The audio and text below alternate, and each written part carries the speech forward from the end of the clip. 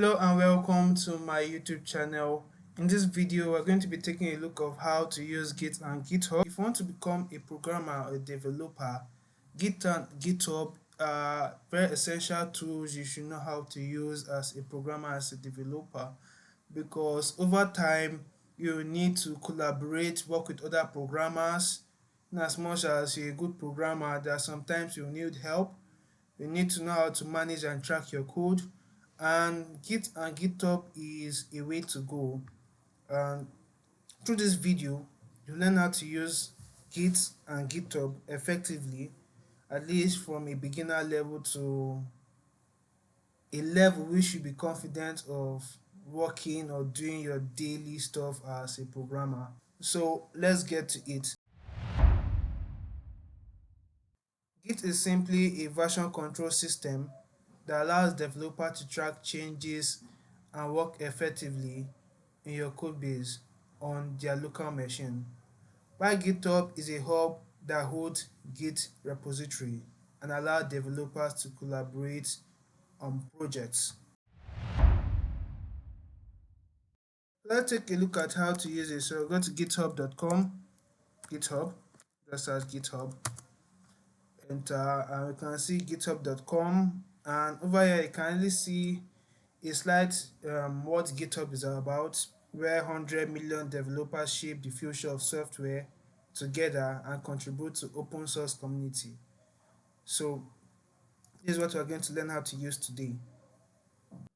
So this is a GitHub dashboard, and on your dashboard you can see some suggested accounts for you to follow and activities of those who you follow on GitHub. On the right you can see your repository and other things you need to know. You can also explore it, but right now I'm not really going to dive into that much into the navigating the GitHub UI. We want to create a new repository so that we can store and manage our documents, our codes, and whatever we're working with. So create a new repository.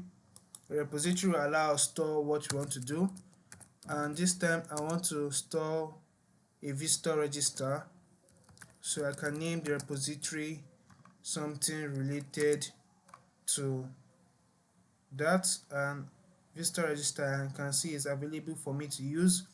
A description is optional, but to tell other developers a bit more about what your repository is all about, and I'll create these visitor checking systems. Alright, and I can choose to make it a public or a private repository. A public repository is one that every other person can see on your GitHub repository, while a private one is one that only you, only for yourself, and maybe some suggested few you want to see, who you want to see your what's inside your repository. Then a readme, initialize its repository with a readme file. A readme file is just simply a file that tells other users what the repository is all about, and it does git ignore. I would show how to use this all shortly, but just know that it does git ignore used to create some exceptions that tells Git not to push this or not to push that, and you know what all that is all about very soon. So congrats, you have created a new GitHub repository. So congrats, now you know how to create a new repository, a new Git repository. Okay, this is a remote repository. Now next you have to know how to do is how to make use of this repository on your device and local machine. Right now it's just available on your GitHub account. How can you make use of this repository? How can you store your code on this repository? One way for you to make use of this repository on your local machine is by cloning the repository. So to clone a repository, you make use of the command git clone and the URL of this repository and paste it over there, and this would clone our repository. But the only downside of this is that it will require me to always input some kind of authentication to show that it's me that is actually trying to push to this repository. So in order to bypass all those steps and everything, I have to create something that GitHub recognize as me that is pushing whatever I'm pushing into this repository, or sending whatever I'm sending to this repository. And to do that, I have to come over to my account settings, go to my settings. I will have to scroll down the settings to my developer settings, and on my developer settings I can create an access token. Like the name said, it allows me access the GitHub repository. Okay, so I'll generate new access token, a new classic access token. Okay, and this token, like I said, is a key that allow me access repositories on my GitHub account. Okay, so I can create this, a note for it, visitor key. That should be okay. Then you can choose how long you want it to stay. Then you select all this.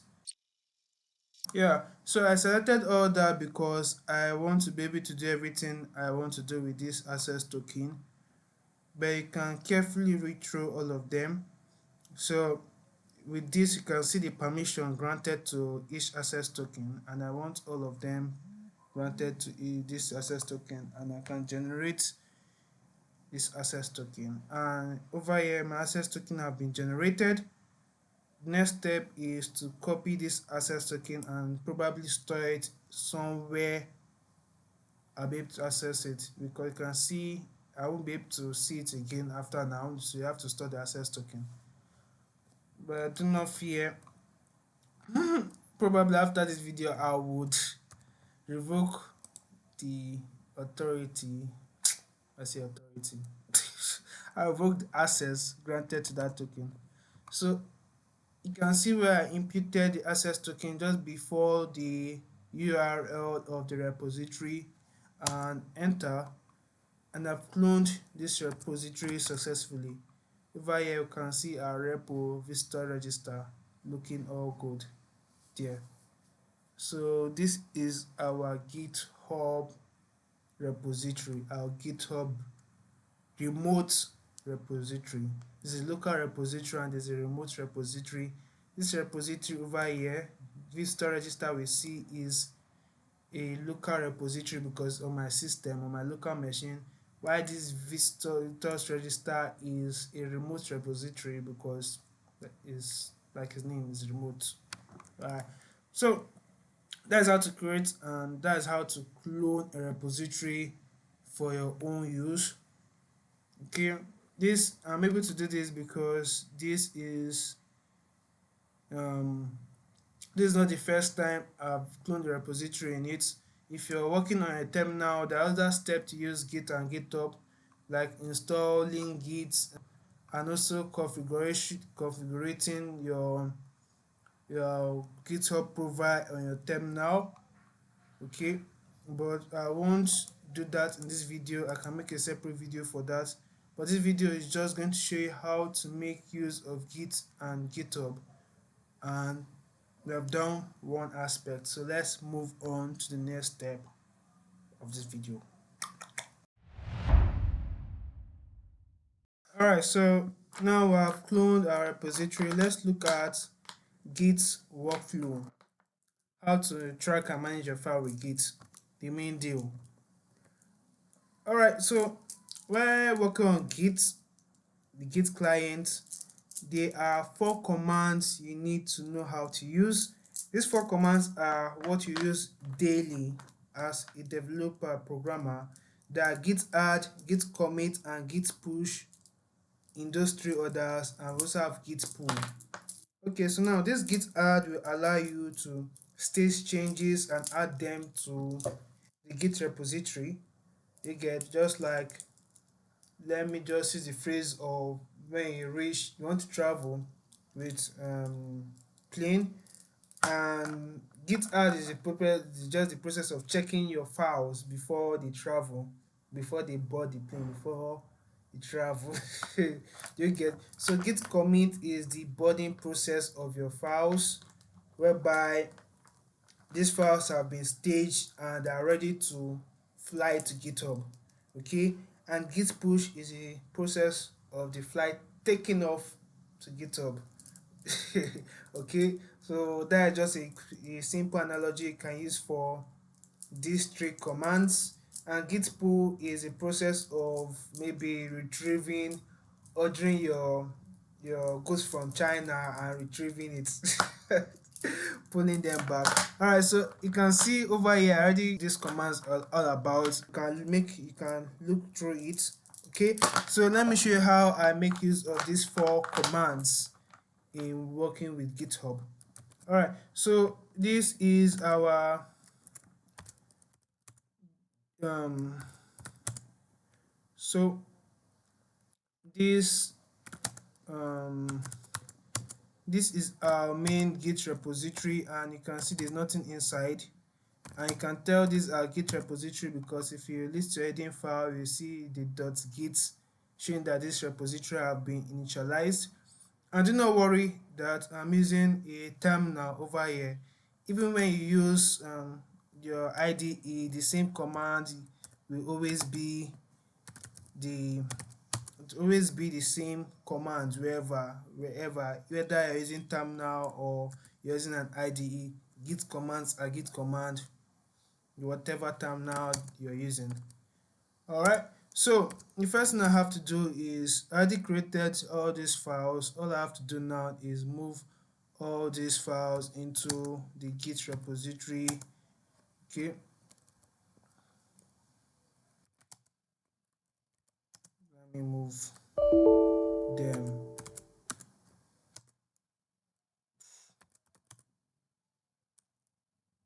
That's embarrassing. All right, so let me move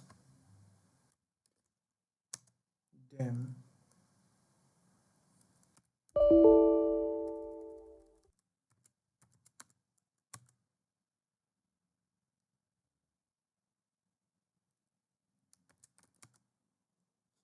All right,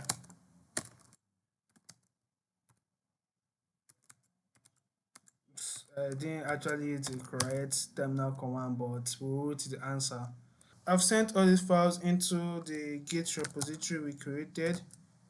Okay, you can see it, Git repository that was initialized. So they're in a local machine, but they have not quite yet been sent to um, GitHub repository. It's only available here. And one way of it for you to know which files that have not been sent is by using this command git status. Git status shows you a list of files that they will call untracked because Git has no records of these files. So Git status will show you a status of the files, and by using the git add, you can add a file to be tracked, and if you get the git status, you can see it. We have added a file that is tracked. So this is the first process of sending a file to GitHub. You add the file, git add, and the name of the file. The next thing you do, you send a commit message, the budding process of the file, git commit, and give it a commit message to make it as descriptive as possible, because now you're not the only one making use of the git file. So remember the readme we didn't initialize then. This is what I'm sending to GitHub. Okay, so I'll send readme of the visitors checking system.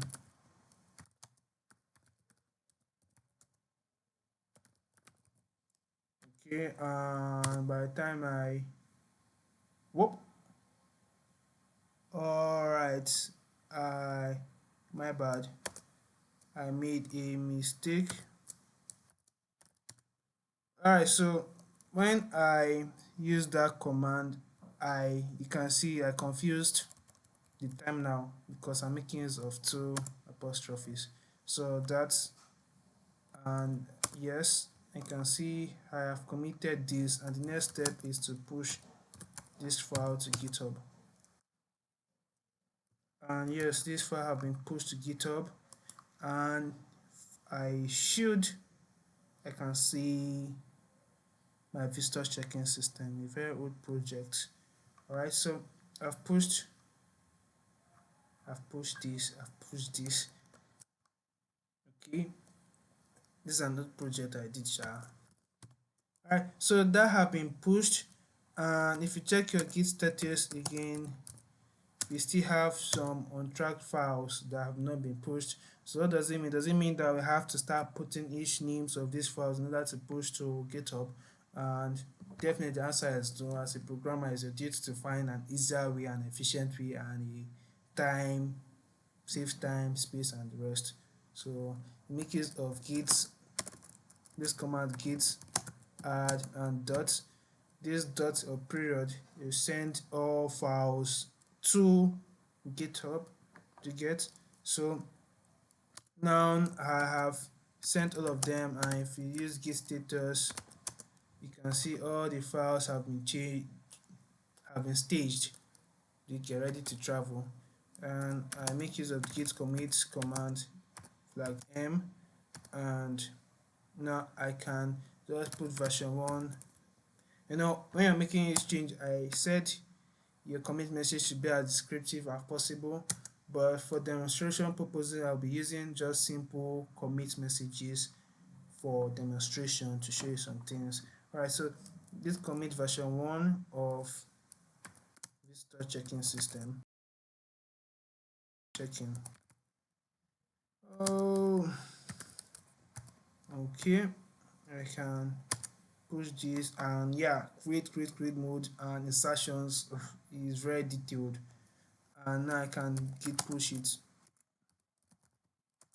Right, as simple as that. Okay, so now I've pushed in the rest of the files, and yeah, I can see all of them, and you can see the commit message beside them. So you can see why this commit message is important. This is not only visible to me, but to be visible to whoever opens this repository in future. So that is why you have to make sure your commit message is as descriptive as possible. Alright, so that is that. So we have made use of git status, git add, git push, and whatever. Sorry, not whatever.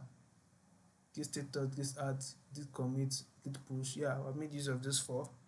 Alright, so yeah, I've done that. So definitely now I want to show you how to make use of git pull. Alright, so now I'll be editing this with the web UI, and I'll click on edit. Okay, I'll be editing this, and yeah, I'm about to edit this. Let me remove this just for removing sake, because it's actually old. And now I can commit this update readme. So automatically put update readme as a commit message, and I can accept that. Alright, but you can put your commit message, and it has been updated.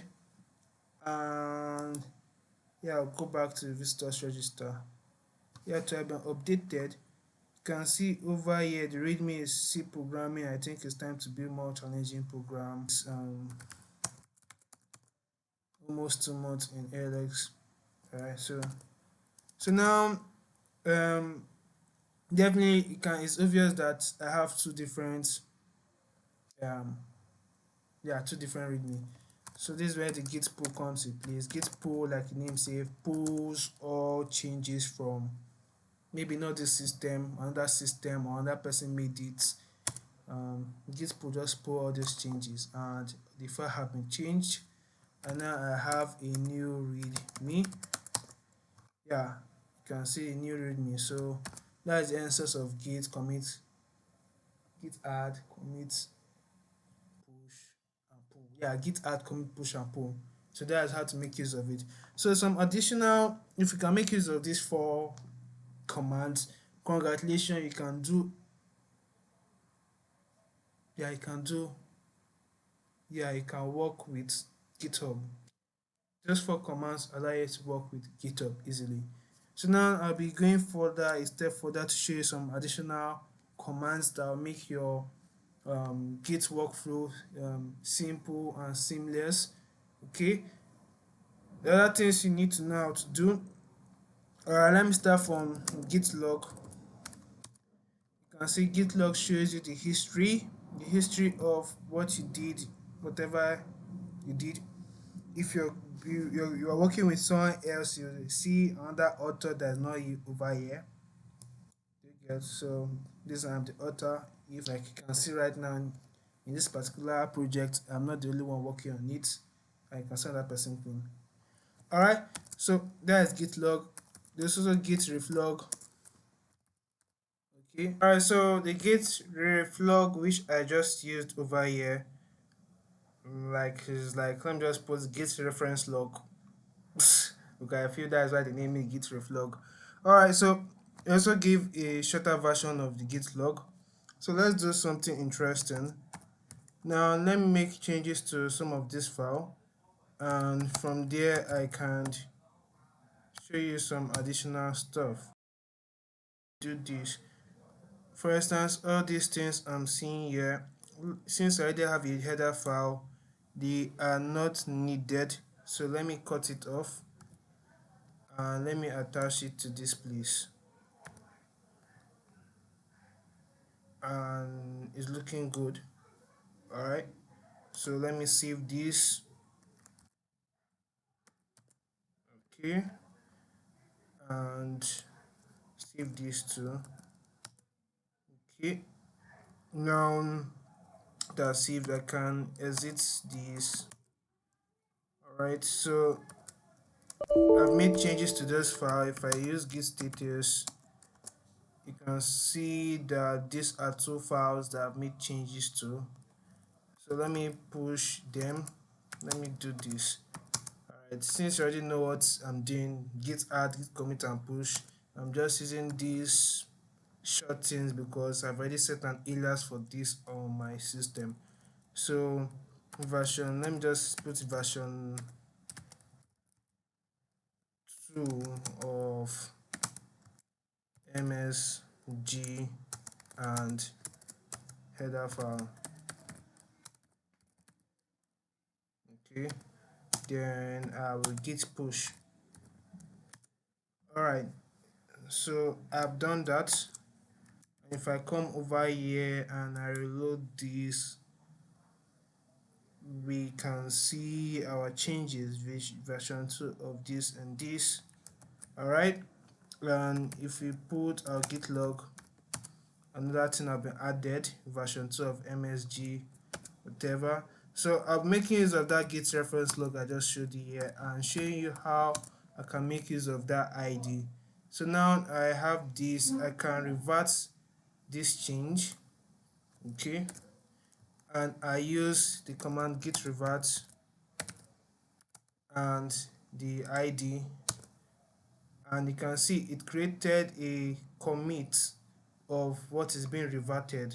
Alright, and you can see the message over here, version 2, revert version 2 of this. I can save this, and by the time I git push it,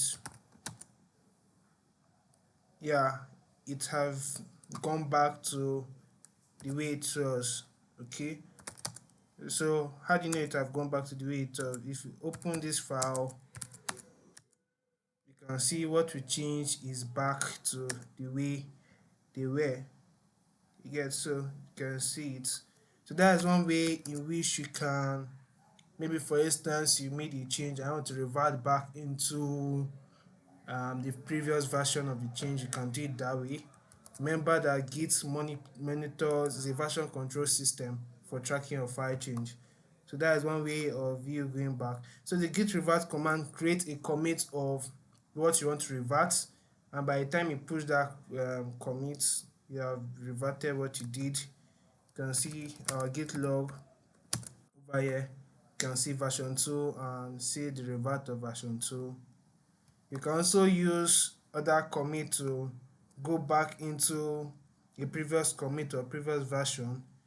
There is a git checkout command for doing that, to go back to a previous version. There's also git restore, but I'll be showing you some additional commands in the next video I'll be doing. I want to stick to my stick to I want to just stick to one part.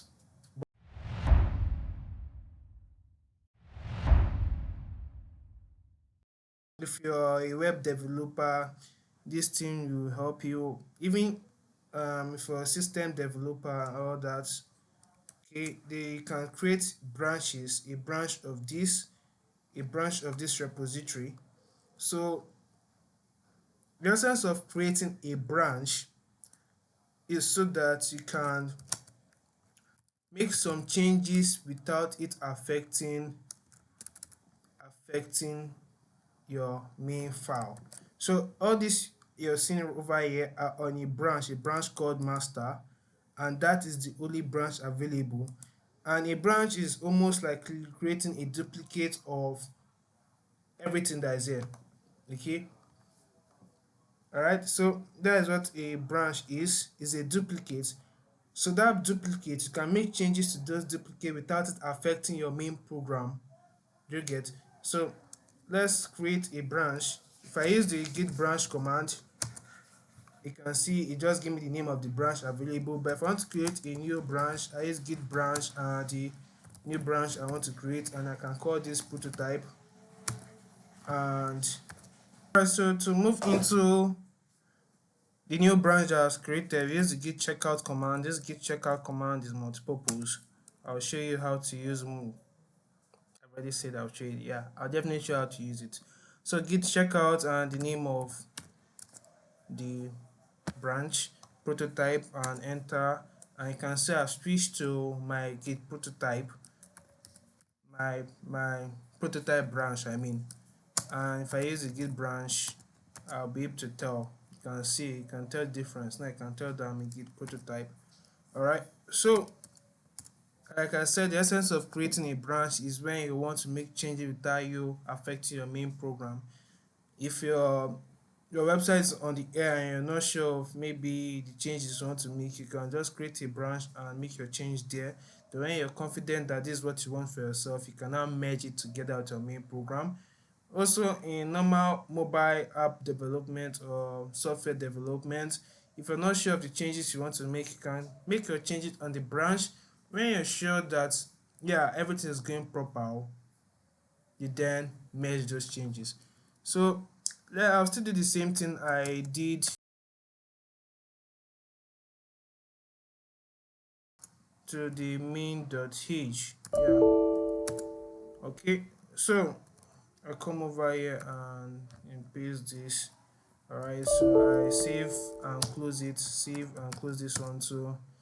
And now to push the, right now we created this branch on our local machine, but I've not yet been pushed to our GitHub account. You can see only one branch here. So there is one long command for pushing it, but because and right now my head is blank. But just we'll do the same process, and definitely I'll receive an error showing me the command for pushing the branch. Is one git push remote origin something, but it have to money dash. Alright, so um gm new branch, let me just new branch. Okay, and I would push it. Yeah, so you can see now I've committed these files, but I've not pushed it because I need this and upstream to the main origin. Okay, so I've committed this, but this have not been pushed. You can see nothing. I need to push this. I need to push this. So to push this, I just copy this command: git push set upstream origin prototype. And yeah, I've pushed a new branch, prototype, and yeah, if I come over here, prototype had recent push less than a minute ago. Okay, I don't need to compare and pull this request. I'll show you in the next video what this means, but it's not needed now. So you can see our second branch called prototype, two branches. Okay, each of them different but the same, just a duplicate. The only difference is what we changed. So now we have made some changes into that. So now we have two branches of different this prototype. In our prototype, the main.h is this filled with some things over here. Okay, why for master the main.h doesn't have those things inside. So you can see that they are different. All right, so now to let's say, yeah, I've already reviewed the changes I made to the branches, and now I'm confident that I want those changes in my master branch. So I use the grid branch to check which branch I am in my master and branch I'm in my local machine. So I will now have to navigate to the master branch, which is my main branch, and you can see I'm back in my master, and I can use the git merge command. Okay, merge prototype to merge the prototype branch, and you can see now I have merged it. Okay, so let me open this to check. You can see now it has been merged. All right, so that's good. It has been merged. Let me check my git status. So yeah, is ahead by one commit, so I need to use git push to publish my local commits. All right, so I use git push. Let me use git push, and yeah, do you see my changes have been pushed?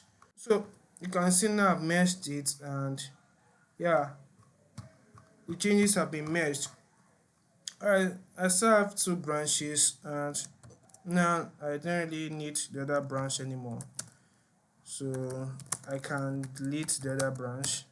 And how do I delete it? I delete it with this command git branch d and prototype, and I've deleted the branch prototype. I do this, I should see that, yeah, the prototype has been deleted from my local machine, but I don't think it has been deleted from this place. Yeah, so to delete it from over here, I use the git push origin, and it will be flag delete prototype.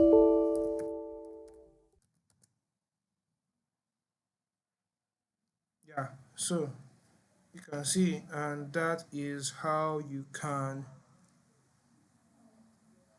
delete this. All right, so if I should refresh, I should have one branch now. Yeah, so that is how you can delete a branch. Use the git branch flag d prototype to delete the branch from your local machine. Then use your git push origin hyphen delete your flag delete prototype to delete it from your machine origin. Okay, and that is all for now.